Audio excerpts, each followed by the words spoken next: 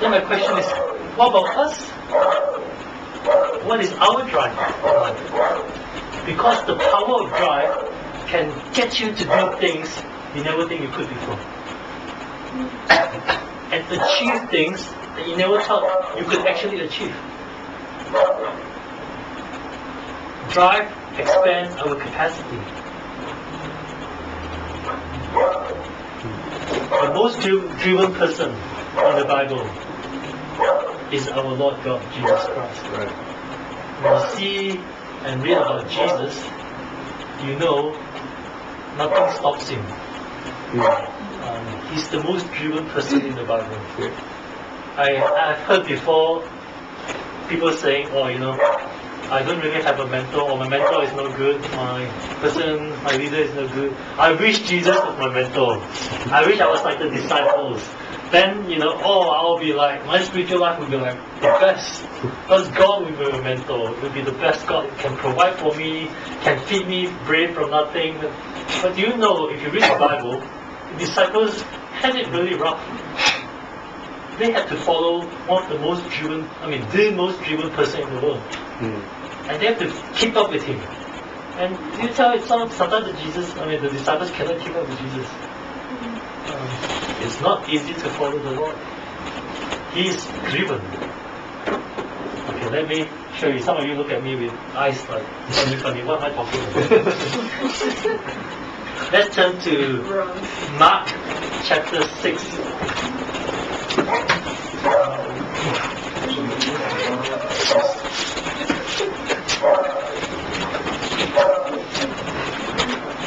Okay, let's take turns reading. Tell me when you're there.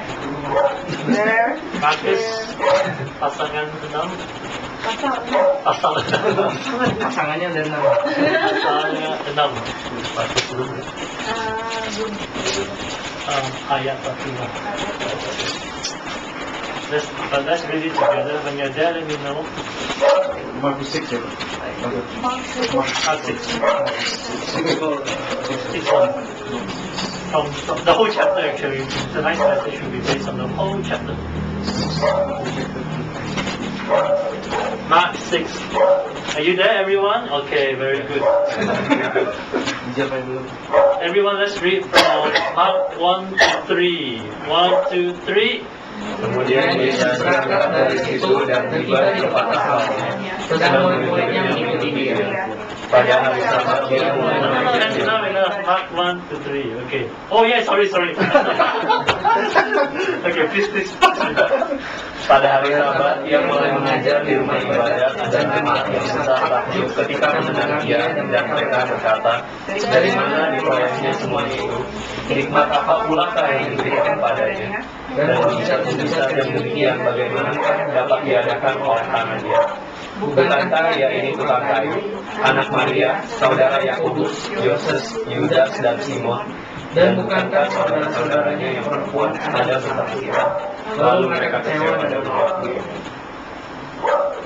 So Jesus came to his own country, Nazareth, his own town, like Balik Kampung, similar like that, and his disciples was with him.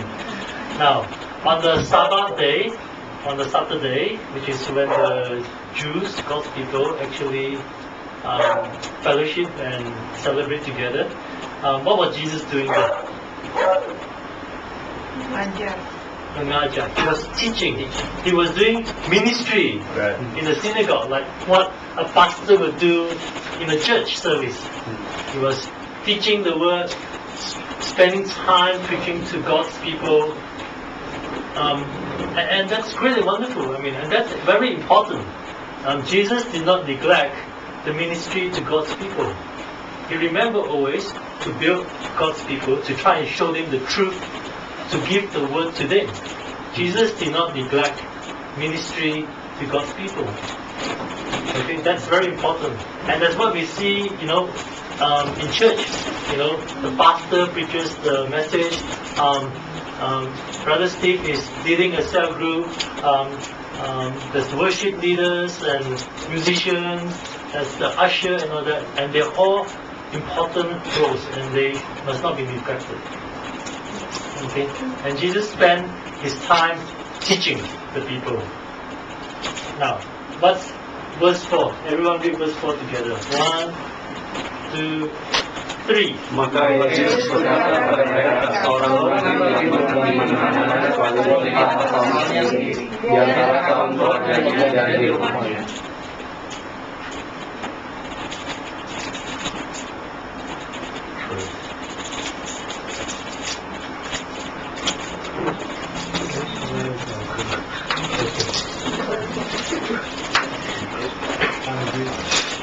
So Jesus, at this time, was going from city to city.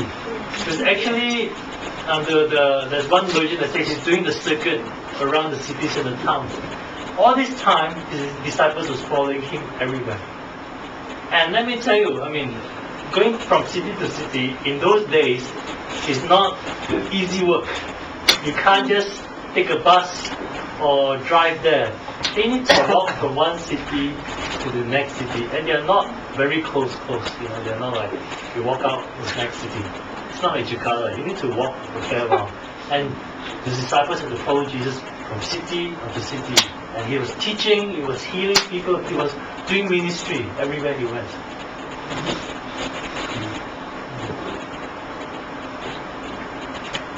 Actually, am I in the right scripture?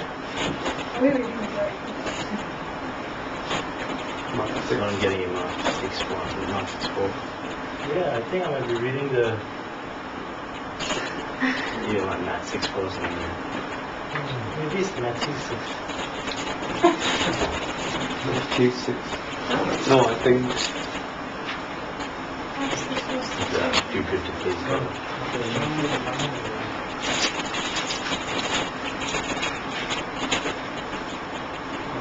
I think it's correct. Okay, keep reading. Okay, let's keep reading. From chapter 4, read on. Chapter 4, verse No, 4. verse 4.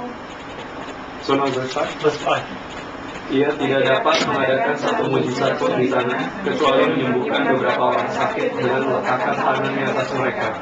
Dia mempercayakan mereka. Lalu Yesus berjalan keliling dari desa ke desa sambil mengajar. Yeah, the keliling thing. He was doing a circuit around the town. Okay, in verse 7. Ia memanggil ke-12 murid itu dan mengutus mereka berdua-dua. Ia memberi mereka kuasa atas roh-roh jahat dan berpesan kepada mereka supaya jangan membawa apa-apa dalam perjalanan mereka, kecuali tongkat, roti pun jangan, bekal pun jangan, uang dalam ikat pinggang pun jangan. Keep going. boleh membayar tapi jangan memakai baju. Katanya selanjutnya kepada mereka, kalau di suatu tempat kamu sudah diterima dalam suatu rumah, tinggallah di situ sampai kamu berangkat dari tempat itu. Dan kalau ada suatu tempat yang tidak mau menerima kamu, dan kalau mereka tidak mau mendengarkan kamu, keluarlah dari situ dan kebaskanlah debu yang di kakimu sebagai peringatan bagi mereka. Until verse 13. Lalu pergilah mereka memberitakan bahwa orang harus bertobat, dan mereka mengusir banyak setan dan mengoles banyak orang sakit dengan minyak dan menyembuhkan mereka. So after following Jesus through a circuit around the cities and the towns, guess what Jesus did? Jesus said, okay, now you don't need me to come with you. You go two and two into the cities and do the same. So at this point, the disciples are like following Jesus for a few days already, going from city to city. They walked a lot. They walk a lot. And when you go to a place, they're not there to rest and relax. They're there to do ministry. After they finish ministry, they walk again and do ministry. Now, Jesus is not going to go with them. You go 2 by 2. And again, they have to go out and do further work. And continue on with the work. That's following Jesus. Not easy. Now, so they did all this, they went out and preached, and people was healed, and then they cast out the evil spirit as well. All these things happened when they went out and did it, following Jesus. Now you can skip the part about King Herod. King Herod is a side story. Let's skip 14, 15, to Jesus. Yes, Jesus. It's 5,000 people. 25, is it? No, Something. 30. Okay. Come back to verse 30. Read 30 to 31. Kemudian rasul-rasul itu kembali berkumpul dengan Yesus dan memberitahukan kepadanya semua yang mereka kerjakan dan ajarkan. Lalu ia berkata kepada mereka, marilah ke tempat yang sunyi, supaya kita sendirian dan beristirahat. Sebab memang begitu banyak orang yang datang dari pergi, sehingga makan pun mereka tidak sempat. One thing I forgot to say as well, the reason why Jesus went from city to city to city is because there are many people sick. Many people who doesn't have the word, the truth. Many people with demon possession. And he couldn't finish it all himself.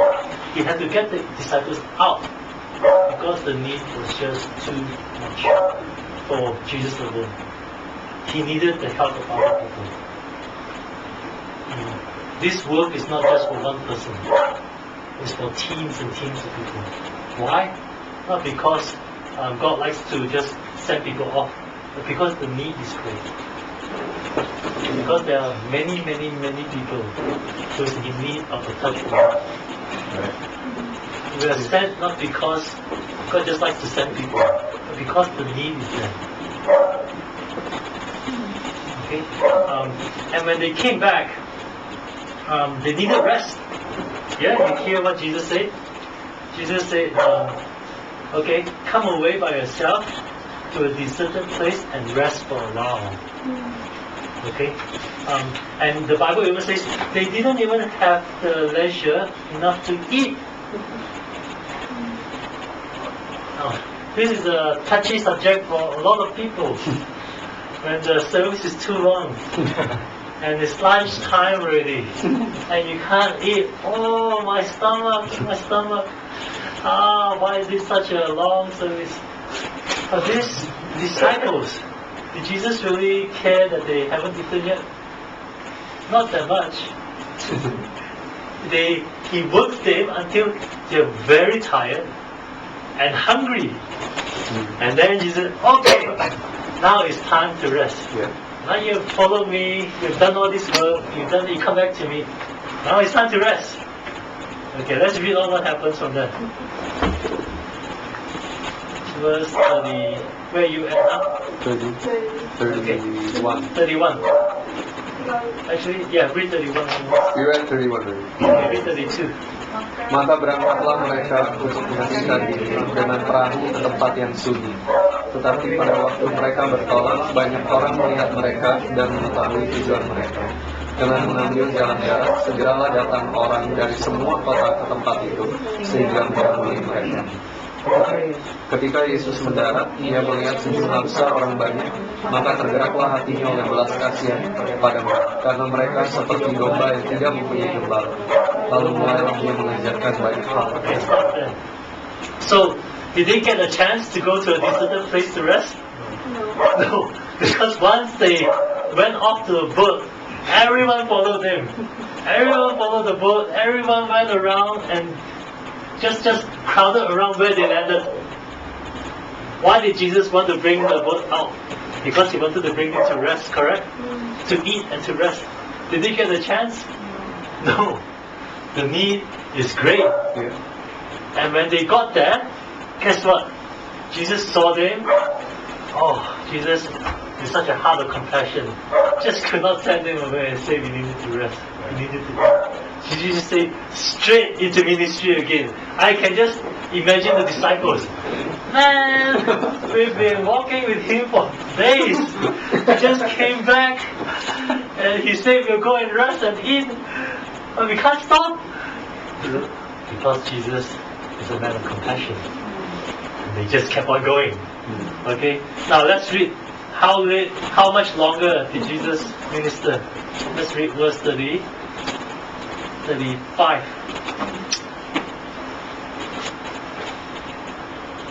Okay, everyone, 1, 2, 3, verse 35. Pada waktu hari sudah mulai malam, datanglah murid-muridnya kepadanya dan berkata, tempat ini sunyi dan hari sudah malam.